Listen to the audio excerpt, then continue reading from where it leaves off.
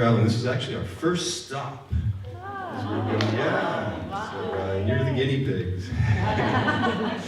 So yeah, we're headed south and then west. We did this last year. We've actually done the East Coast a couple of years now, but haven't been to Fredericksburg. And Fredericksburg is really special because my Uncle Clifford and my cousin Michael and much of my relatives live here, and it's been really special getting to reconnect with them over the last few years. And so we went on an awesome hike yesterday up at Crow's Nest. And yeah, so we like Fredericksburg. I'm sure we'll be back. So today I wanted to talk to you about the vibration of creation and being instruments of love.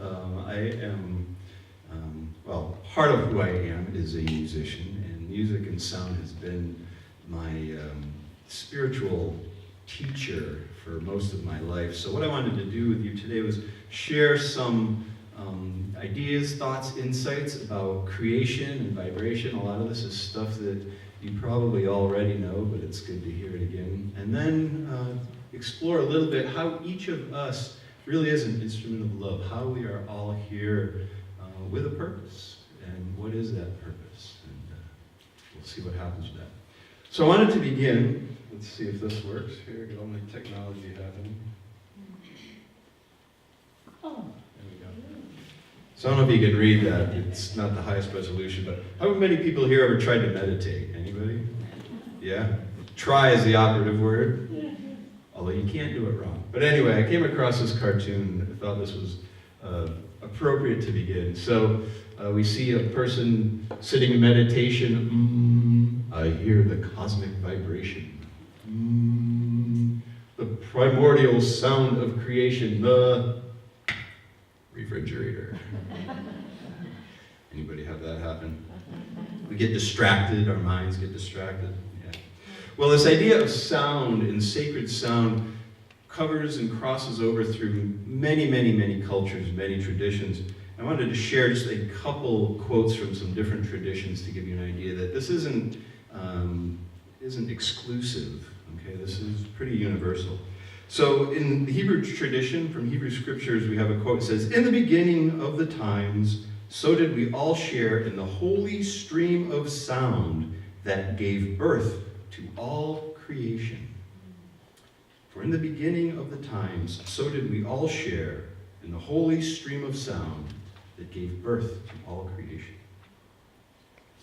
The Tibetan Book of the Dead has a quote that says, "The essence of reality can be found reverberating like 1,000 different thunders." The essence of reality can be found reverberating like 1,000 different thunders. And the Sufis have a quote that says, "Sound is the source of all manifestation. The knower of the mystery of sound knows the mystery of the whole universe." That's a heavy one. I'm going to read that one again. "Sound is the source of all manifestation. The knower of the mystery of sound knows the mystery of the whole universe." And from the Bible, I picked this one. It says, "In the beginning was the Word," the Word being sound, "and the Word was God, with God, and the Word was God." So this creation and sound are one. And from the Hindu tradition, it simply says, "In the beginning was Om." Okay. We all know Om, mantra Om. And just to not leave out anybody, in modern science, we have this thing called the string theory. Anybody understand string theory? I certainly don't. But anyway, they have a great saying here that I got. It says, "String theory views the smallest possible component of reality as a vibrating string or a bundle of strings intertwined. And the way that matter is created depends on the way that these strings vibrate." As a musician, I really like that one. I'll read it again. "The smallest possible component of reality is a vibrating string or a bundle of strings intertwined, and the way that matter is created depends on the way these strings vibrate." Now, another interesting play with verbiage here is the word universe. So the word universe actually means one song. So then if we think about the word multiverse, what does that mean? Could be many songs, right? So this idea of song and singing the song. All right, so there's some examples of that. I want to start by just telling you a quick story. So I brought my gong today. I travel with this gong. Yeah, there's not a lot to say about it. It is a gong. Anyway, there's a person named Mickey Hart. Anybody know who Mickey Hart is? Yeah, so Mickey Hart is one of the drummers for the Grateful Dead. But Mickey Hart has also written a number of books, and his first book was this book that I read many years ago called Drumming at the Edge of Magic. And in that book, Mickey's exploring vibration, creation, and sound throughout ancient cultures. He was a big student of Joseph Campbell and many other ethnomusicologists. But the coolest thing about Mickey's book was the fact that when you open the book, on the very first page, there's a full-color picture of Mickey standing in front of a gong. He's dressed in this Japanese kabuki makeup, and he's about ready to hit the gong, right? And underneath it says, "In the beginning was the Big Bang." And the Big Bang set into vibration all of creation. All of creation comes from that. And he says at the bottom, this is the kind of cosmology that a drummer can live with. And I totally agreed with that. And so the gong is a very good representation of what we're going to talk about here in a little bit. How creation, or at least one view of how creation functions with sound. All right, so let's see what we got here.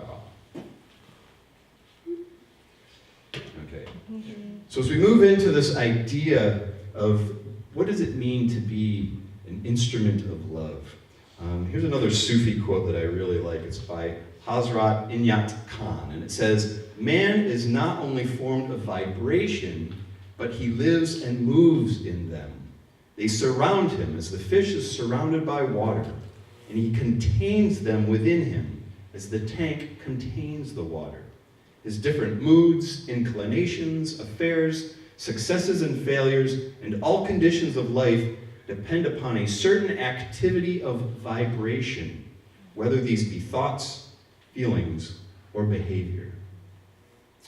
And in the Kabbalah tradition, the Kabbalah scholar Mark Malachi says that thought is vibration. So here's something to think about, right? Thought is vibration. Each thought creates something, for energy is not wasted.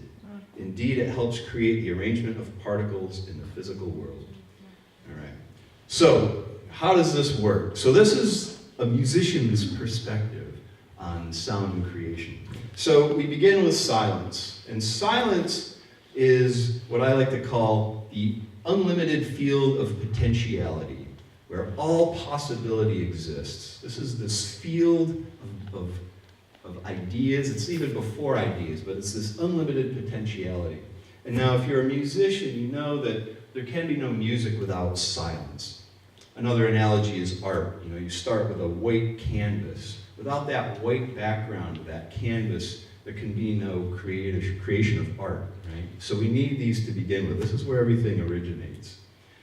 And now in music, if you study acoustics, let's say, sound is a wave, sound is a vibration, right? And obviously everything, if we think everything is a wave and vibration, we're not talking about just physical sound, but we're talking about all frequencies. So light is a vibration, microwaves, gamma rays, X-rays.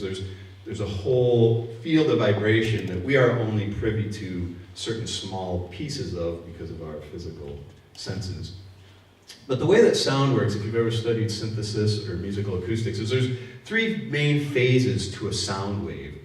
So if I have a string on a guitar, say, and I pluck that string, it goes through this phase. And what we call it is the attack phase, where you put the energy into it. There's the sustain phase, where the note settles in and becomes the note as we know it. And then there's the decay stage, where it fades back into the silence. And now there's some other words that we can use for this. If we look at it as the attack phase is what we call the generative phase. Okay, it's generating energy, generating this beginning of an idea. Then we have the organizing stage, which is where the energy settles into whatever it is that we have set into motion. And then we have the decay or destructive phase. And if we take the first three letters of those three words, we get So one definition for God could be this vibration of creation, this process of creation from the silence. It's one view. In the Hindu tradition, they actually have names and different deities for each of these three stages. So in the Hindu tradition, we have Brahma is the creator, Vishnu is the sustainer, and Shiva is the destroyer. All right? So their cosmology and their religious tradition actually assigns deities to each of these three stages. The creation has to have these three stages. So it's not just one version. All right, so how does this relate to us? All right, so if we think about silence, and we have this unlimited field of potentiality that is always available to us, and then where does it come from? So as I am tuning in to this unlimited field, where do thoughts and ideas and creation come from? So this is an idea that you can consider. So we begin with what we call inspiration. Right? So as I'm walking down the street, I get hit with this inspired idea. So the word inspire actually comes from a Roman, I believe it's Roman, but in spirit. To be inspired means to be in spirit. So I get an idea, right? I have a thought. And so thought is going from the field of unlimited potentiality to becoming a little bit more concrete, a little bit more defined. So I have a thought. The next stage of that thought is I might or might not decide to attach an emotion to that thought, right? So I have a thought, and that thought might feel good to me, or that thought might feel bad to me. But what happens is when we talk about emotion, emotion is energy. And so this thought now begins to become even more tangible because now we have energy behind it. We have a feeling behind it, okay? It's becoming more physical. That emotion might or might not inspire me to action. If I get a really good idea and it feels really good and I'm really happy, I might say, yes, I'm going to go do that, right? So I take action, and that action leads to creation, where I might actually physically create something in this physical realm. And then, of course, once we birth this idea, this creation, whatever it is, we have to release it. We know that everything in this physical world eventually returns back to the silence, back to whence it came. Okay, so it's this wave of creation that we are constantly riding and that we are constantly part of. Any questions? All right, let's see what's next here. All right, so again, we're going from the non-physical to the physical, back to the non-physical. That's the end of the slideshow. Right. Yes, it is. All right, I actually had some other stuff on another one. But so let's think about this for a minute. How does this relate to our lives? I'm actually going to see if I can go back. I get back to where I was. I'll get you there. Yeah, just to that last one. So we want to be able to use this in our day-to-day lives. So if we think about it as we go through, so as an example, let's say, so Sue and I traveled last year, and we did this cross-country trip, and we did the trip out of a Dodge Caravan, which, how many people? Dodge Caravans, right? You can drive them into the ground. So, have you ever tried to live out of a Dodge Caravan? Yeah. It works, but it's not necessarily the most comfortable existence, especially with two people sleeping in the back. So we had this experience, and we really liked it, and so as that experience was happening, at some point along the way, I had this idea like, wow, it would be really cool to have a bigger van. And then I attached an emotion to it. I like that idea. That feels good to me. And so what happens is when we got back to Maine, I began this actualizing of this idea. Because of the emotion, I began to take action. I started looking for the van and researching vans and watching YouTube videos about vans and van. And you know how when you focus on something, it begins to show up more and more in your conscious reality. So anyway, I had the emotional yes that I wanted to do this, and I began taking action. And what happened was, over this summer, and up till just before we left, I found a van. I ended up, having somebody help me work on this van, and we created this van that you can see outside actually, that we have been traveling in. At some point, of course, just like with the poor Dodge Caravan, I will have to release this van because it will reach the end of its life expectancy. But for now, I'm very excited to be in this creation phase where I can look at it and say, this van started out as nothing but a thought in my head, and now here it is. And we are all doing that all the time. If you think about your life, as you go through your day, how many thoughts do you turn into reality? Right? How many thoughts do you create on this physical level? And so what I want to ask you to do is to consider, there's this idea between conscious creation and unconscious creation.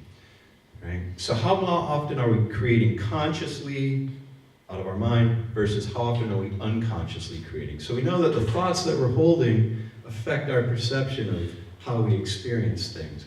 But what I want to do is encourage you to be these instruments of love, so to speak, where you can tune into these ideas and find out which ideas, which inspirations, okay, are real and which are not. So the slide that I didn't have up there, which I'll just talk about real quickly, because the question is always, well, how do I know if it's an inspired idea or if it's just my subconscious regurgitating old stuff? Right? So some of you probably are familiar with Course in Miracles, I assume. Yeah. So the real cliff notes for Course in Miracles is really that there's the present, the past, and the future.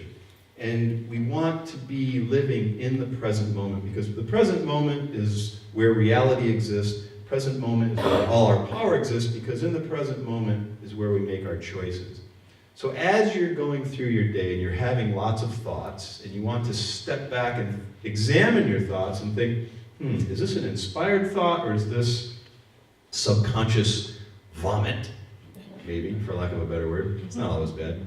But there's an easy test that you can use to figure that out. So if you think about the thought, if you examine the thought, the first thing you want to do is notice, is this thought about something in the past?